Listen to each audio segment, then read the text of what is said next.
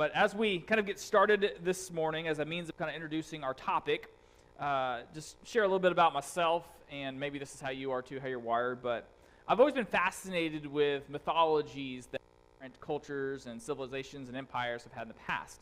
And one of the mythologies that's pretty common, I'm sure you've heard it before, is the fountain of youth. Right? It's this idea that there is this mythical spring or water out there somewhere that if you were to bathe in it or drink it or come in contact with it in some form or another, right, it kind of shifts based upon the civilization that tells a story. But if you were to come in contact with this water, it would reverse time, right? It would reverse the aging process. And really a lot of civilizations have had their own version of this myth. The ancient Mesopotamians, the Greeks, and maybe what's a little bit more commonly known is the Europeans, right, in the Middle Ages and beyond. In fact, there's a Spanish explorer by the name of Juan Ponce de Leon, right? You guys familiar with this man, Juan Ponce de Leon?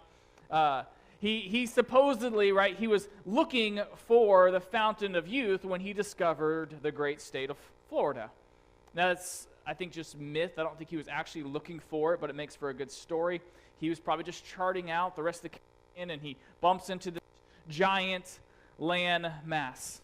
But again, kind of a fun story, and when I think of him looking for it, I think of, right, my native home state where it's just a swamp, and I mean, there was nothing appealing about that. I'm surprised people even live there, right, if you see the format. I might possibly switch my thing keeps going in and out pretty bad. Yeah, I'm going to do that real quick.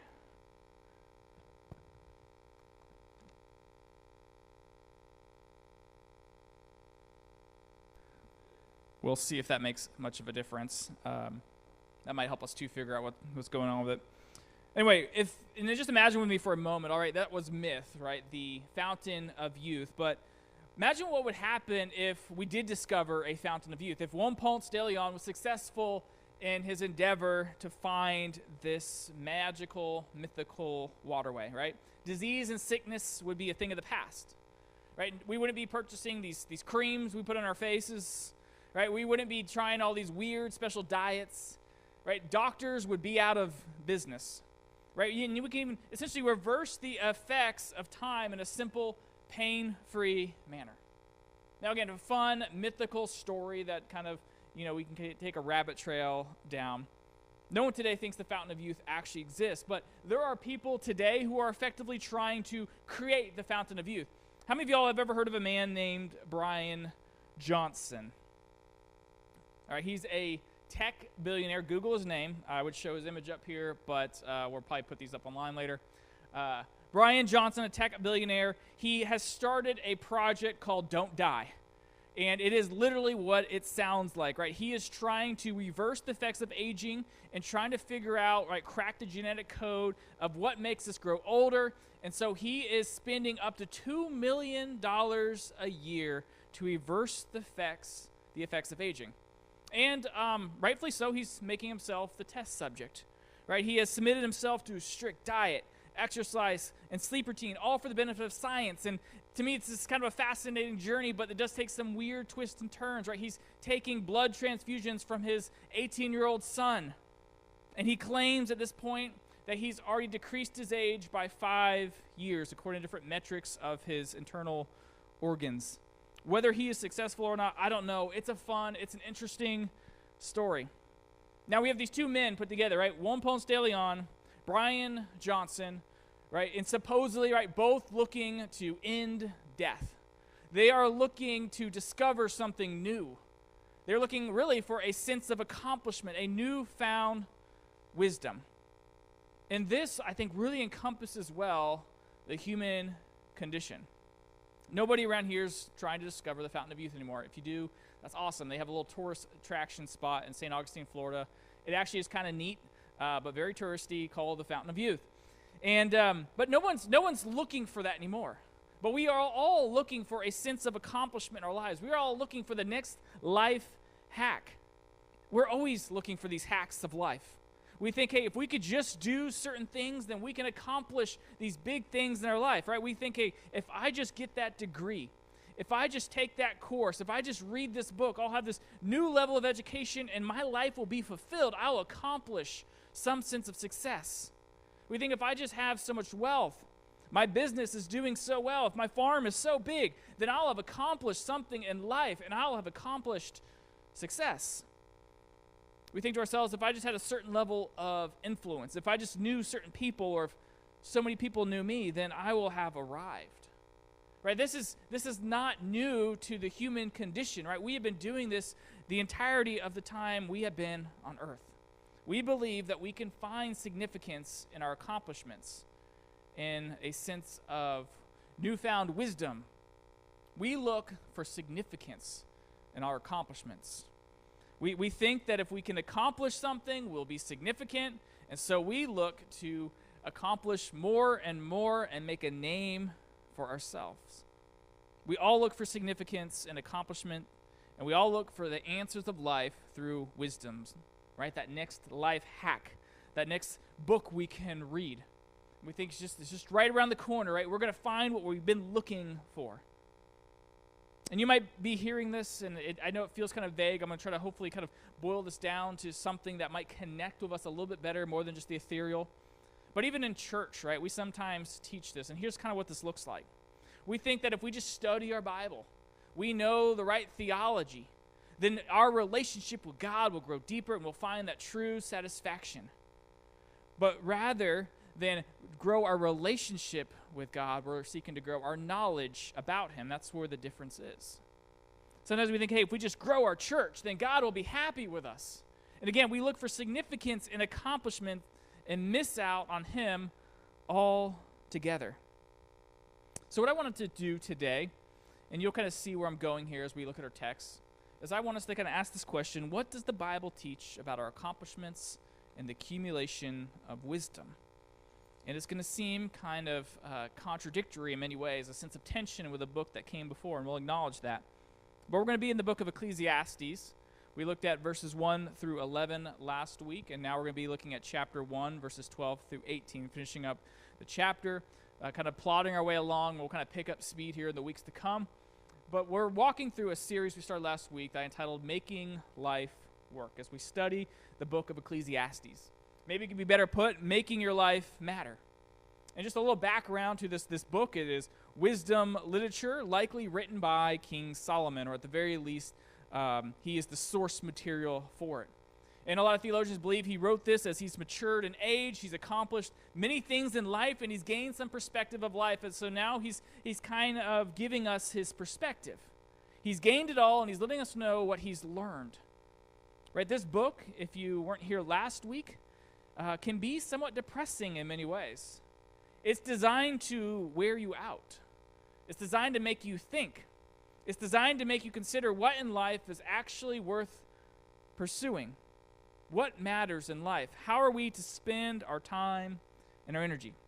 So before we kind of chop up our text for today, what I want to do is I want to read through it in its entirety. So look with me at Ecclesiastes chapter 1, and we'll read through verses 12 through 18. Chapter 1 and verse 12.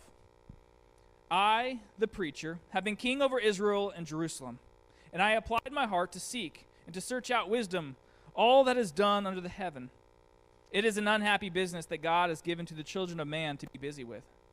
I have seen everything that is done under the sun, and behold, all is vanity, and it's a striving after the wind. What is crooked cannot be made straight. What is lacking cannot be counted. I said in my heart, I have acquired great wisdom, surpassing all who were over Jerusalem before me. And my heart has had great experience of wisdom and knowledge. And I applied my heart to know wisdom and to know madness and folly. I perceive that this also is but a striving after wind. For in much wisdom is much vexation, and he who increases knowledge increases sorrow. How many of y'all have ever heard of a man by the name of William James Sidus? See, we've brought this up last week. There's a lot of folks who think they're leaving this big legacy. They think they're making a name for themselves, and they really have become a footnote in history. And here's another man, William James Sidus.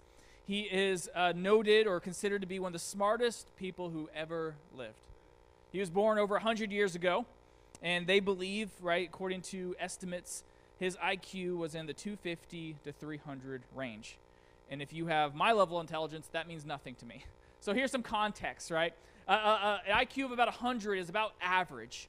And when you think of other smart minds who've come before us, like Einstein, his IQ was probably about 160, Da Vinci about 180, Newton maybe about 190, right? So really smart guys. But here we have William James Sidis, probably with an IQ floating around the mid-200s to 300 range, right? One of the smartest individuals in the world, right? He invented his own language, right? He went to Harvard at the age of 9 and graduated. He is teaching college-level courses before most of us can drive a car. But here's the thing. One of the smartest men in the world, but he died at the age of 46, alone and penniless. Really forgotten to the pages of history. His intellect ultimately was kind of his downfall. He was almost so smart he couldn't hang out with us unintelligent folks, right? I think his mind worked in such a way it made him unable to really function in society. And he gained a lot of wisdom. He was incredibly smart, but it didn't bring him happiness.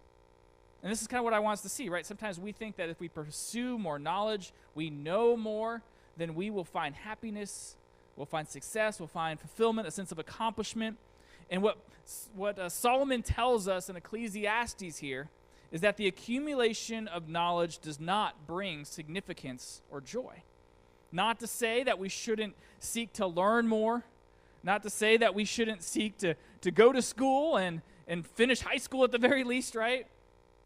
But he's using hyperbole here to let us know that these things will not ultimately satisfy. Let's look at the text. You'll see how this comes up. He starts out in verse 12. I, the preacher, have been king over Israel in Jerusalem. Which again, you'll kind of see this reoccur over and over throughout our text, establishing who he is and what he accomplished. And here you have a man who really, by all standards, even today, had accomplished it all, right? He is the leader of a nation.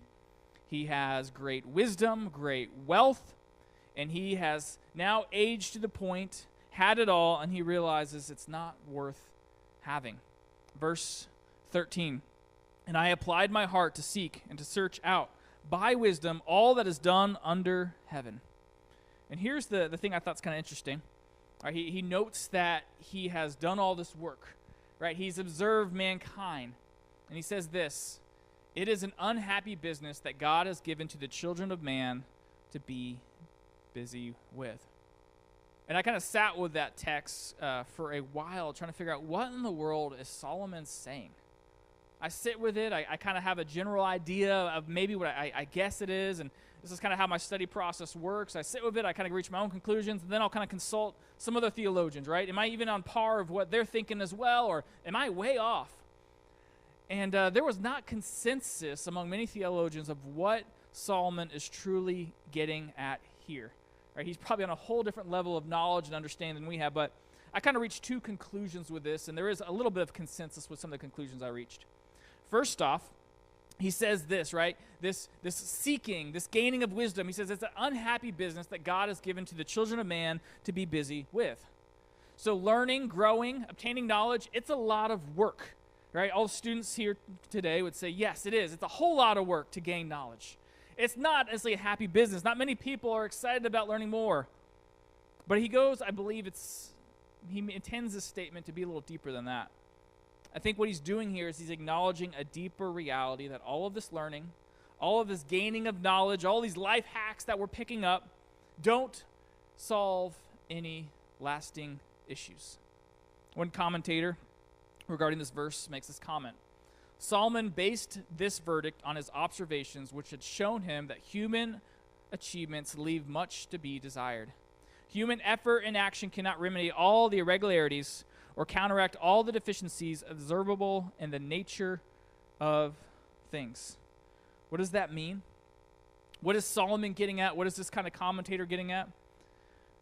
The real issues of life will never be solved with human wisdom. See, knowledge, the gaining of wisdom, the study of nature might find the cure to all cancers, but it will never defeat sin. It will never stop people from hurting each other. It might do a whole lot of good, but it will never solve the bigger issues in life. Knowledge might invent new things that make tasks easier for our homes, but it won't repair broken relationships in our homes. You could argue it actually complicates relationships. What does Solomon mean by this? Right, the gaining of wisdom is not a good task, right? It's not a healthy task to go through, an unpleasant task. Knowledge might get you some recognition in life. People may acknowledge how smart you are, how wise you are, but that fades fast.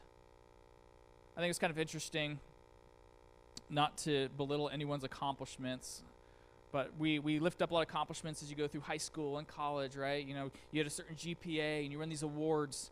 And those are great for a season, but I came across, I don't even know why, a resume of a pastor.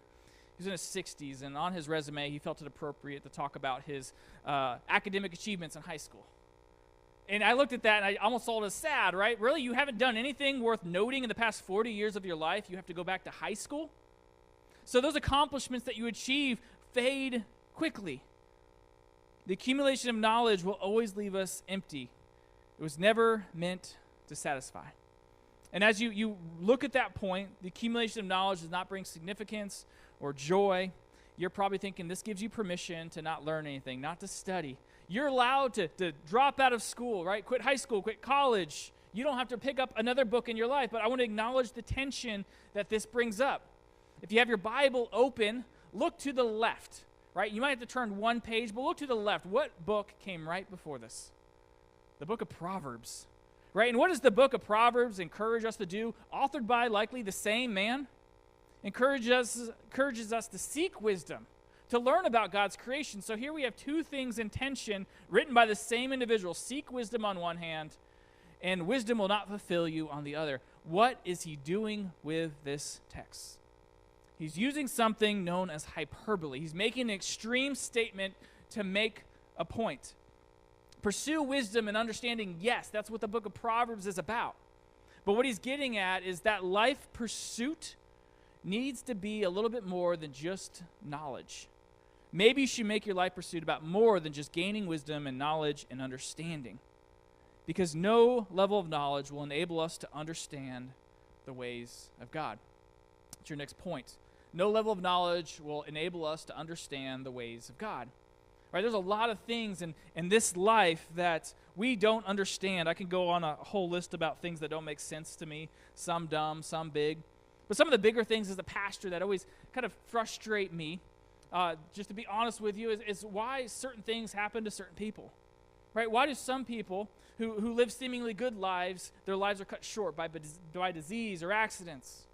Why do some people who are horrible individuals, why are they blessed, supposedly, right? Why do they live a long time?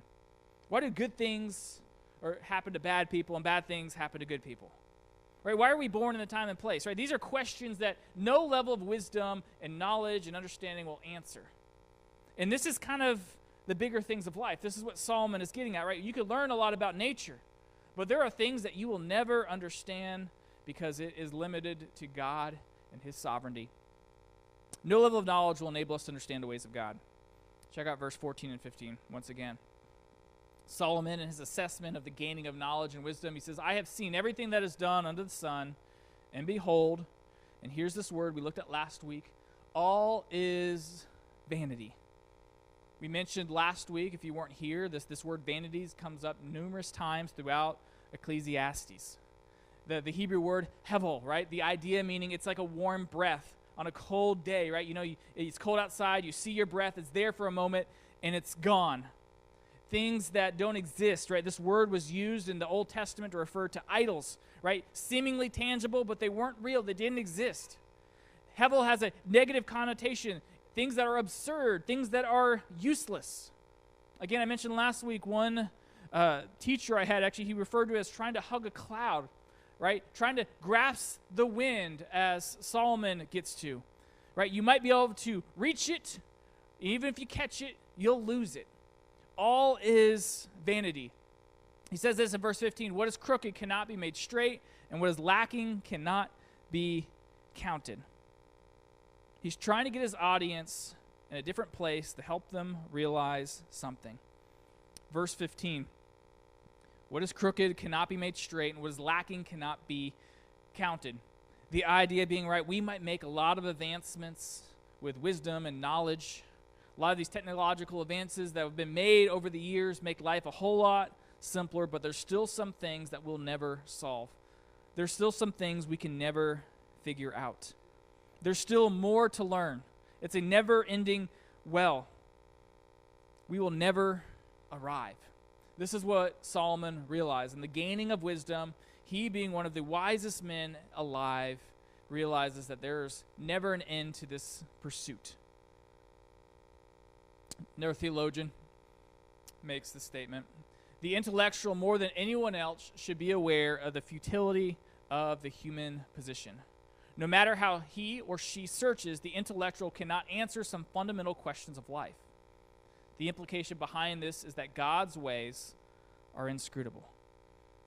Again, the idea being you will never figure out some of the ways of God. You'll gain understanding, you'll gain wisdom, and you'll realize there's more and more.